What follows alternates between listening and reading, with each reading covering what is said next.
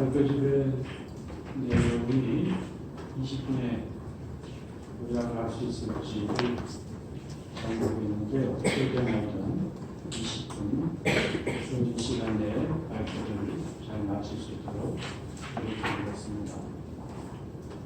사실은 30분 예상으로 준비했는데요. 그러면 이제 현행법을 나중에 이해시키는 과정도 사실은 쉽지가 않아요. 제가 생각한 바를 개정 쟁점에 제 생각을 10% 설득하는 것도 사실은 간단치 않은 그런 내용입니다. 그러나 어쨌든 문자로 제공된 바가 있으니까 대부분은 발표집에 우리에서 전달이 되리라 하고 간단하게 독자 중심으로 말씀을 올리도록 하겠습니다. 그렇다면 소설은 다 연구했습니다. 여러 번째 1번 현행법의 분석과 굉장히 개정은 사실 이게 발표문의 정답입니다. 큰 의미가 없겠습니다. 1번 연명의료의 개념 범위 및 연명의료의 보류 중이다. 연명의료의 개념 범위를 먼저 봅니다. 우리 현행법상 연명의료의 개념 범위는 매우 좁게 되어 있습니다. 그리고 그 좁은 범위의 연명의료를 좁은 환자의 범위에서 그리고 엄격한 절차에서 규율하고 있을 뿐입니다. 그러나 우리가 생각하는 통상의 연명의료라고 하는 것은 매우 넓습니다. 소생 가능성이 없는 환자, 단순 연명만을 목적으로 하려면 하지 말자. 그거를 해야 된다. 이러한 논란입니다만 그 중에 특히 이 부분에 대해서 율법은 규율하고 있습니다. 그러면 기타 부분은 어떻게 할 것인가? 그 생각은 이것 역시 좀 더 개방적으로 학설과 판례에 맡길 수 있는 그런 율법으로 다듬어갈 필요가 있다라는 내용을 이 부분에서 담았습니다. 이제부터 말씀드린 연명의료라고 하는 것은 바로 이 현행법이 매우 범위를 좁게 설정한 그것입니다. 두 번째, 연명의료 보류 중단 바로 이겁니다. 연명의료 보류 중단이라는 표현은 아마 듣지 못하셨을 겁니다. 우리 법은 연명의료의 중단 등 결정되었습니다. 중단 개념이 일단 착수했다가 도중하차하는 것을 말하기 때문에 우리 법도 그거를 의식해서 중단하거나 아예 시행하지 않거나 이를 덮거나 그래서 중단 등 이런 표현을 썼습니다. 그럼 아예 저는 노출시켜서 시행 자체가 안 하는 것을 보류 그리고 하다가 마는 것을 중단이었습니다. 물론 보류니까 안 했다가 생각을 밖에 할 수도 이론적으로는 있습니다만 사실상은 거의 그런 일은 없겠죠. 2번입니다. 연명의료 결정법에 의해서 그러한 보류 중단이 이루어질 수 있는 환자란 가요. 엄밀한 의미에서 모든 환자여야 합니다만 연명의료 결정법이 규율하는 그 절차에 따라 요건을 구비하여 보류 중단하게 된 환자는 딱 일정합니다. 그 일정한 환자야 이름하여 임종 과정에 있는 환자 이렇게 보고 말하고 있습니다. 줄여서 임종 환자 이렇게 표현하겠습니다. 그에 근접한 환자의 말기 환자라고 있습니다. 결국은 죽음을 얼마나 남겼느냐라는 시간적 차이에 의해서 죽음에 가장 가까운 임종 환자, 보다 조금 떨어졌지만 역시 죽음을 향하고 있는 말기 환자. 그렇다면 통상의 환자 이렇게 말할 수 있겠습니다. 그 중에 연명의료 결정법은 호스피스는 말기 환자까지도 규율하지만 연명의료의 보류 중단은 임종 환자만을 말합니다. 따라서 말기 환자에 대한 연명의료의 보류 중단은 이 현법상으로는 사실상 적법성을 갖추기 어렵습니다. 그렇다면 임종 환자라는 개념은 뭔가? 바로 이겁니다. 그래서 임종 과정에 있는 환자, 즉 그런 임종 과정이란 뭐냐? 첫째 포인트는 회생 가능성이 없다입니다. 현재 의학 수준으로는 그렇게 할 수 없다라는 겁니다. 그럼에도 불구하고 회생 가능성이 없는데도 불구하고 연명하지 말자, 연명치료하지 말자라는 거 아닙니까? 그래서 이러한 환자가 사망에 임박했다라는 시적 개념이 말기 환자의 부분입니다. 그럼 말기 환자는 뭐냐? 바로 이겁니다. 임박에 대신하여 수개월 내에 이렇게 되어 있습니다. 임박, 사망 임박, 그 다음에 사망 수개월 앞둔 시점, 사실상 이론적인 부분일 뿐이지 현실적으로는 구분할 수가 없습니다. 지난 이 연명률 결정법 제정의 계기가 되었던 촉발하게 되었던 대법원 판결에서도 임박을 염두에 두고 연명률 중단을 명했습니다. 허용했습니다. 그러나 그 할머니 호흡기를 떼셨는데 근 10개월 자발호흡을 하셨습니다. 그러니까 말기 환자도 아니었던 겁니다. 그래서 저를 비롯한 그리고 학자들이 사망 임박이라는 요소를 넣은 자체가 원시적 오류였다. 그러나 이번 판결의 그 어떤 접근상의 오류가 현행법에도 그대로 받아들여졌습니다. 이거는 연명의 중단이라고 하는 것은 내추럴 데스, 자연사의 과정에 도움도 안 되면서 개입하지 마라. 라는 의미입니다. 나는 도움도 안 되는 개입을 원창문과 환자의 그 뜻이 있다고 그걸 받아들이라는 겁니다. 왜 내가 앞으로 삶을 1년을 살든 5년을 살든 5일을 살든 나는 자연스러운 죽음에 가서 나를 소생시킬 기술도 없으면서 목숨만 유지시키지 마라. 나는 내 뜻을 좀 받아달라. 이런 말입니다. 이건 기독교 관점에 있어서도 생명현상에 부당한 인공적 개입입니다. 이게 기독교라고 반대할 일이 전혀 아닙니다. 거꾸로 적극적 알라서 고통스러운데 죽여주시오. 이거 또 다른 개입입니다. 죽이는 것은 개입이에요. 적극적 알라서는 소극적 알라서 금지하는 것도 개입입니다. 어쨌든 그런 관점인데 현행 연명의 결정법에는 그런 임종환자, 말기환자 이런 죽음을 앞둔 시간이 어떻게 되느냐를 계산해서 구별하고 있습니다. 어쨌든 현행법은 그러한데 구별의 한계가 있고 개방적 규율이 필요하다라고 말씀드린 것이 바로 3번의 내용입니다. 넘어서 3번입니다. 자, 그럼 어쨌든 현행법이 말하고 있는 보류 중단의 요건이 어떻게 되며 사실은 저는 이 연명의 결정법의 근본적인 대폭 내는 전면 개정이 필요하다는 시각이지만 현행법은 어쨌든 현행법입니다. 국회가 통과시킨 그런 법률입니다. 그래서 현행법 자체 내의 모습, 그 다음에 현행법이 기타 법체계와 가지는 모순점 또는 비실효성 이런 것들을 갖다 지적하는 내용들이 이하의 내용입니다. 배관을 보겠습니다. 두 가지입니다. 보류 중단의 방법은 두 가지입니다. 환자 자신의 의사. 이게 알 수 없다? 그러면 가족에게 결정을 대신시킵니다. 두 가지 일이 원인이 있습니다. 그런데 환자 자신의 의사라고 하는 것은 대부분의 경우에 보류 중단을 판단해야 할, 결정해야 할 시점에는 사실상 그러할 수 있는 정신 능력이 대부분 없기 때문에 그래서 앞에 추정이라는 말을 붙이게 됩니다. 그런데 이제 어떻게 추정하느냐? 라는 것이 문제가 될 겁니다. 어쨌든 그렇게 의사에 따른 보류 중단, 그 다음에 대행 결정에 따른 보류 중단 이렇게 크게 둘로 나눌 수가 있습니다.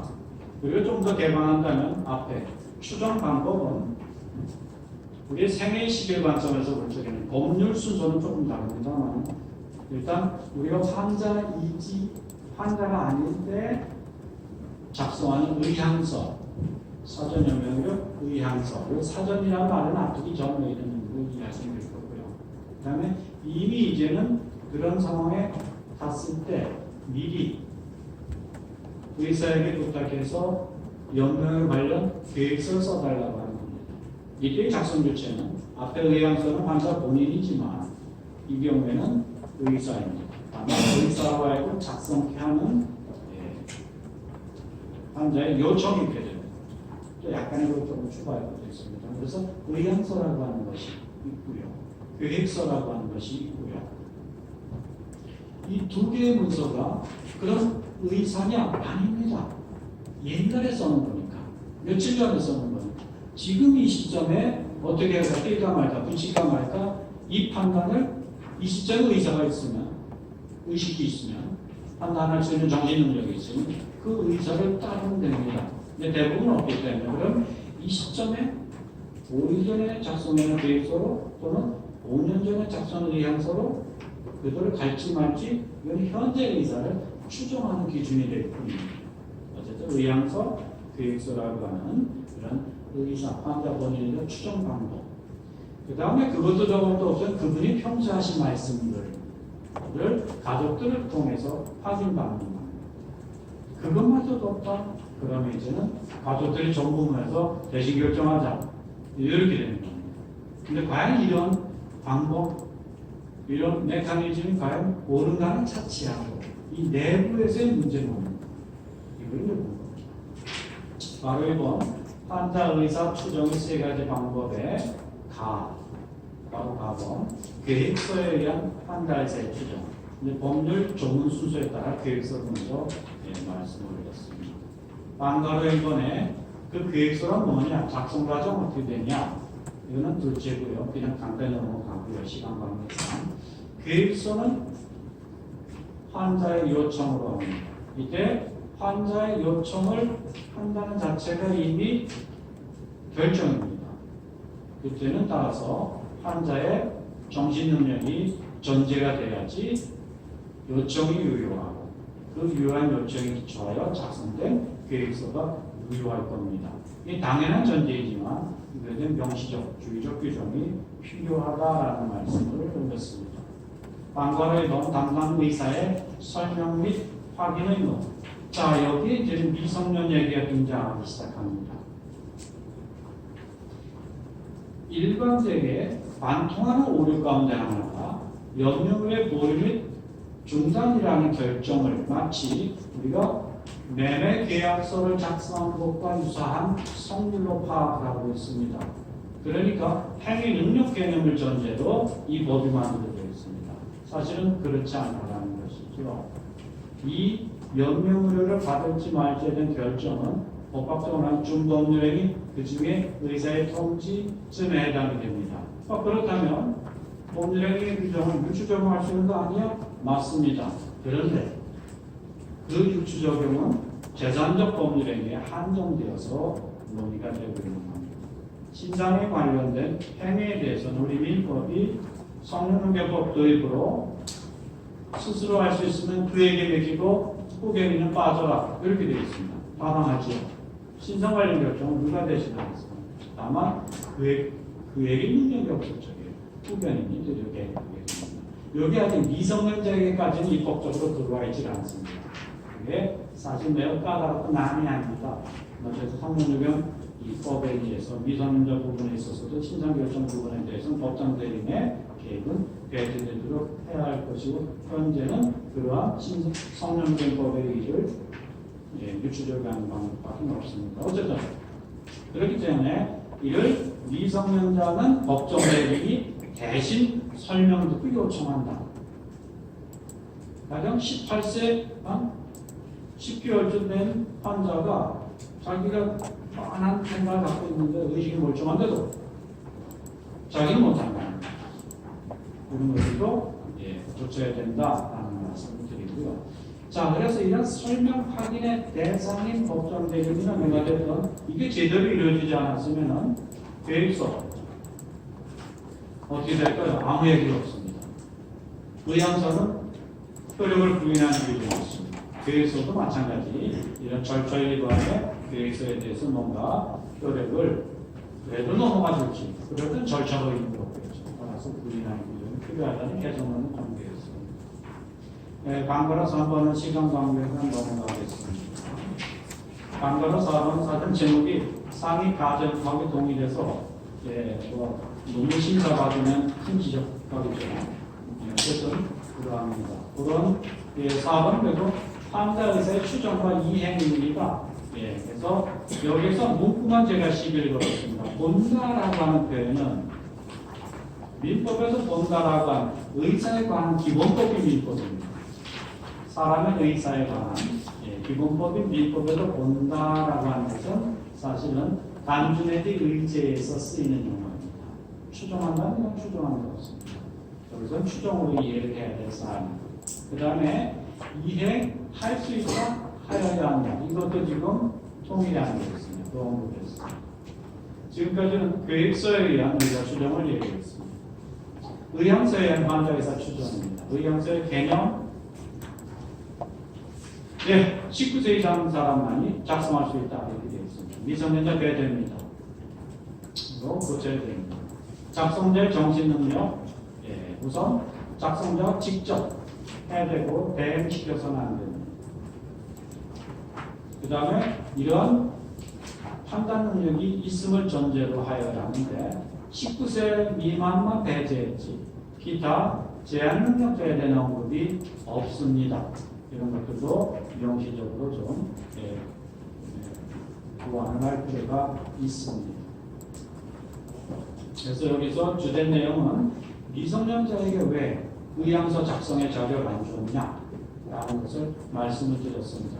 자, 그러면 등록기관에서 이게 19세 미만이냐 아니냐를 간단하게 처리할 수 있는 일이 현재 이 사람이 작성할 수 있는 정신적 능력이 있어 없어 판단하기 어렵습니다. 사실은. 의료 현장이 내지는 등록기관의 현장에서는 그렇기 때문에 제시한 바가 그렇다면 법체계적 통일 내지는 조화의 측면에서 장기등 이식에 관한 겁니다. 거기에서 유언 능력의 기준인 17세를 도입을 했습니다. 여기도 막 그 정도면 19세보다 17세 정도에서 법체계적으로는 이론적, 원론적으로는 개별 사안에 따라 정신능력을 구체적으로 판단해야 되겠지만 현실을 모르겠습니다. 17세 정도가 어떻게 되느냐라는 말씀을 드렸습니다.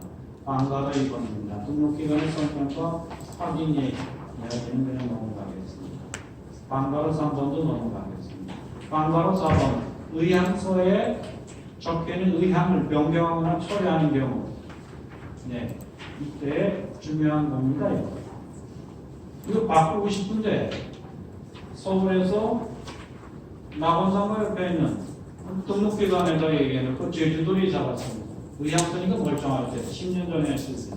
변경하고 싶습니다. 서울 올라와야 되느냐. 그래서 여기서 통지, 변경 처리에서 통지 상대방 규정이 없습니다. 이건 명문의 규정이 필요하고요. 그 다음에 제출기관이 아닌 등록기관에서도 그런 변경 처리가 가능하도록 해줄 필요가 있겠다라는 말씀을 올렸습니다. 의향서의 실효의 규정은 있습니다. 아까 말씀드린 대로 이런 설명 확인 의무를 위반한 절차 위반의 의향서 무효. 그런데 10년 전에 다 해놨다고 생각하고 이제 자연사로 가겠거니 했는데 그게 절차 위반 무효됩니다.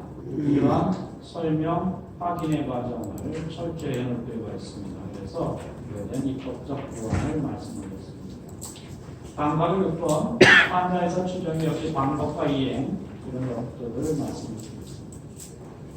의향서에 의한 환자의사를 추정하는 방법이 2개가 있습니다. 현재 그때 그것이 당신의 뜻입니까? 이 환자가 내 의향서 지금 내 뜻이 그대로요 라는 확인이 가능한 경우가 있겠고요. 아닌 경우가 있습니다. 그래서 2가지의 경우에 정신능력이 있는 경우, 정신능력이 없는 경우. 그래서 그런 경우에 있으면 확인받아 환자의 의사로 추정하는 그런 취지의 문구 교정이 필요하고요. 그 다음에 환자가 그러할 만한 확인 능력이 없는 현재 상태라면 그때는 담당의사 전문의 1명 이렇게 해서 의학적 판단을 하고 제대로 작성됐는지 확인하고 그렇게 해서 의향서 결정이 필요한 현 시점의 의사로 추정하겠다, 써놓겠다라는 답은 가족 진술에 의한 환자의 의사를 추정하는 방법입니다. 이런 계획서 의향서가 유교 적법하게 구비되어 있지 않습니다. 그럴 경우에 있어서 가족들이 평소에 이러이러한 뜻으로 원치 않으셨습니다. 이렇게 해서 환자 의사 추정의 일종의 보충적 방법이 되겠습니다. 자, 여기에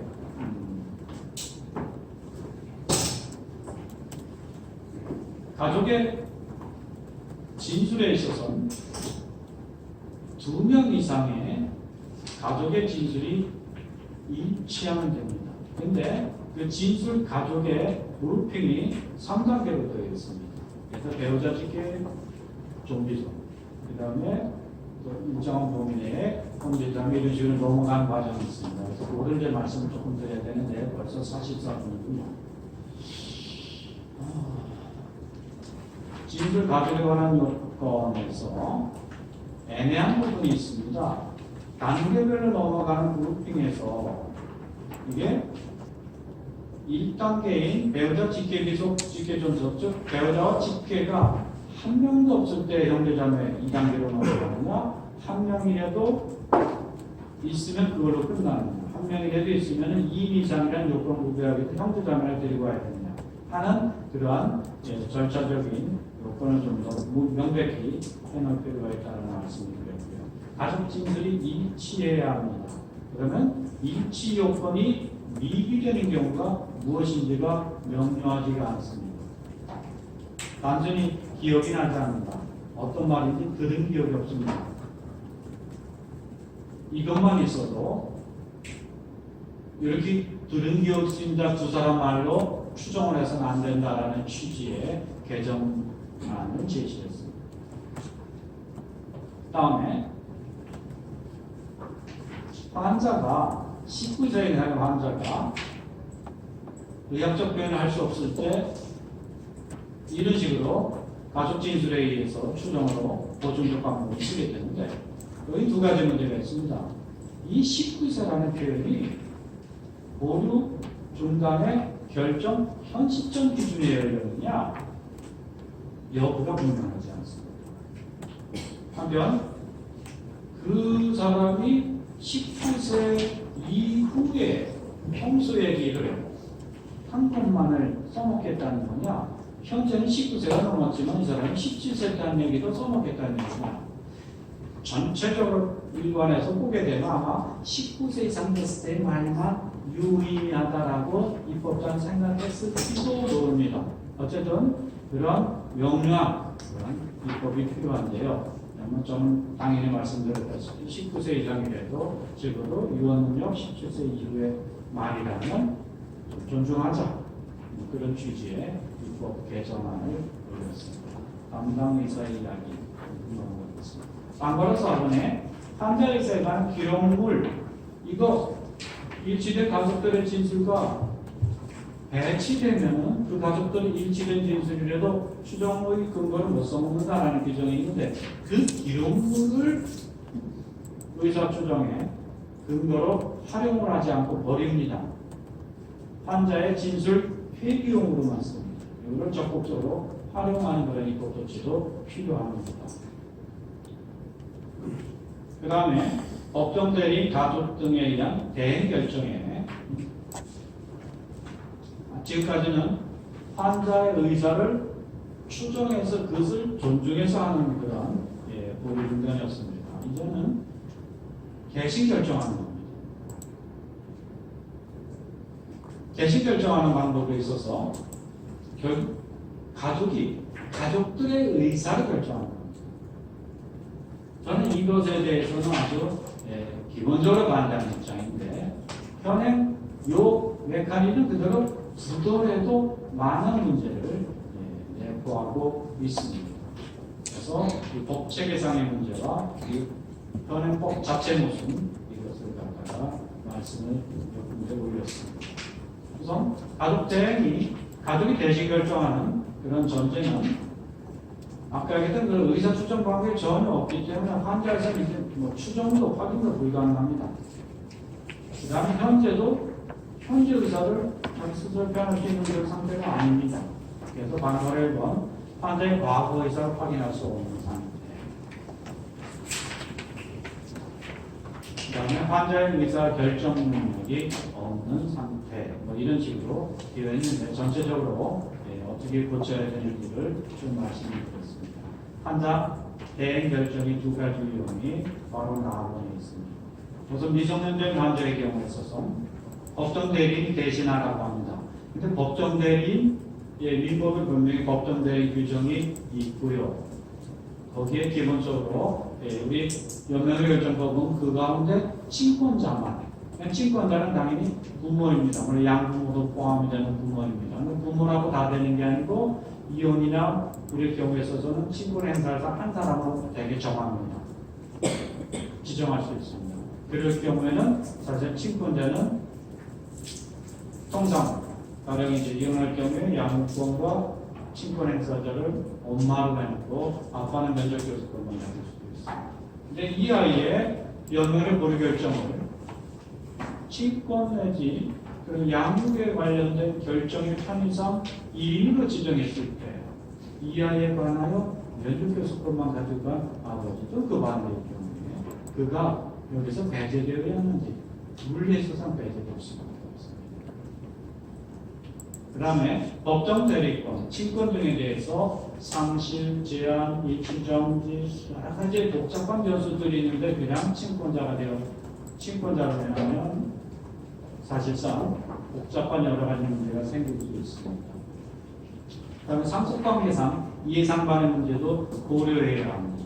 이렇게 친족법상의 고려가 되어 검토가 되어 이 부분은 많이 뜯어고쳐야 됩니다. 대행결정 자체를 저는 반대하지만 두드려도 고칠 대목이 많다는 말씀을 방과로 가보면서 올렸고요. 그 다음에 자체 모순에 있어서는 미성년 환자의 경우에 있어서는 대행결정 방법이 이혼이냐 이혼이냐 두 개 다 사실은 다 해당될 수가 있습니다. 일단 일반 법원칙으로 해결할 방법을 제가 찾아봤지만 없습니다. 그래서 제가 이렇게 고치면 그냥 무난히 이렇게 되지 않을까 했습니다. 그래서 2호를 일반적 규정으로서의 대행결정 방법입니다. 미성년의 특수한 경우를 2호를 특별조항으로서의 2항으로 바꿔서 각호의 경우에는 1호 미성년, 2호 기타 환자에 대해서 기타 환자가 아닙니다. 사실 미성년도 포함되면 안 됩니다. 근데 차라리 이를 항을 바꿔서 미성년 부분 내지는 기타지 않는 부분을 별도 항으로 만들고 그들의 법정 대리면 대행결정 부분이 여러 가지 들어갈 내용들이 많게 될 겁니다. 별도 항으로 만드는 것도 그냥 말씀드렸습니다. 환자 일반의 경우 어쨌든 전원의 문제는 대행결정이 가족 전원에 의한 경우에 그러면 전원의 모집단이 어떻게 되느냐 그들의 의사결정은 어떤 식으로 해 유효하냐 이런 것들을 좀 더 정비할 필요가 있다는 말씀을 올렸습니다. 그리고 그 모집단의 순서적인 단계를 말씀을 드렸고 이 부분에 대해서 이제는 그렇게 해서 순서적 단계의 마지막 단계가 1촌 배우자 1촌 그 다음에 2촌 직계비서 그 다음에 형제자매 이거 쫓아왔다면 사촌도 사촌 있건 없건 그들에게 대행결정 안 주는 게 정말 다행이지요. 오존 아저씨가 이럴 수도 있었을 때 이 법에서는 대행 자체를 반대하지만 다행히 그래도 형제자매까지는 맞습니다. 근데 이게 사실은 위험한 일이다. 상속불경제 된다면 상속 분쟁에 그러면 이런 경우는 어떻게 이런 경우 아무도 이런 분들이 없을 때 어떻게 할 거냐? 대표적으로 이제 독거노인 또는 신혼불상자 이런 분들에 대해서는 형법과 연명으로 의향서 계획서가 있으면 당연히 없으면 그냥 계속 모실 수밖에 없겠죠? 그렇죠? 자, 이런 상황에서 사실은 제가 한 20여 년 전에 주장한 논문에서 그래서 추상적 추종사라는 용어를 만들어서 주장하는 바가 있습니다. 그래도 당신의 뜻입니다 라는 말을 하자는 거죠. 저희들이 결정했습니다. 안녕히 가세요가 아니고 당신이 속한 모집단의 평균의 뜻은 뛰라고 합디다. 그러면 당신도 그럴 것이지요. 하면서 추상적 추정의사라는 말을 써서 누가 해도 환자 본인의 뜻을 존중하자. 그리 되면 행력병자가 됐든 독감은 이렇게 대행결정 제도가 아니고 추상적 추정의사 제도로 가면 어떻겠느냐는 말씀을 드리겠습니다. 4번 이하에 연명의 보류의 중단 실행, 적법성 의무 부과 내용이 있고요. 그다음 보류 중단 형의 연명의 범위, 요거 좀 넓게 좀 필 수 있는 그러한 입법이 있으면 좋겠다 해서 어느 부분에 제가 만점만 떼면은 그나마 학설 판례로 연명의료의 허용 범위를 넓혀갈 수 있겠다. 어디에 만점 뗍시다라는 언급을 해놨을 겁니다. 담당 의사의 소신에 대해서도 연명의료를 실시할 권한도 없고 연명의료를 연명의료 보류 중에 이행하지 아니할 자율객관식의 중에 시한 비슷한 표현 하나 넣는 것도 있습니다. 좀 명시적으로, 간접적으로 연명의료 보류 중단 실시 거부에도 분리 주지 마라는 규정에서 그러한 자유를 허용하고 있습니다만 좀 더 적극적, 좀 더 명시가 필요할 것 같습니다. 어쨌든 환자의 소송이 효과가 없는 의학적 개입, 자연사의 진행에서 배제하자라는 기본 원리로 돌아가서 입법을 다시 만들면 좋겠습니다. 여기까지.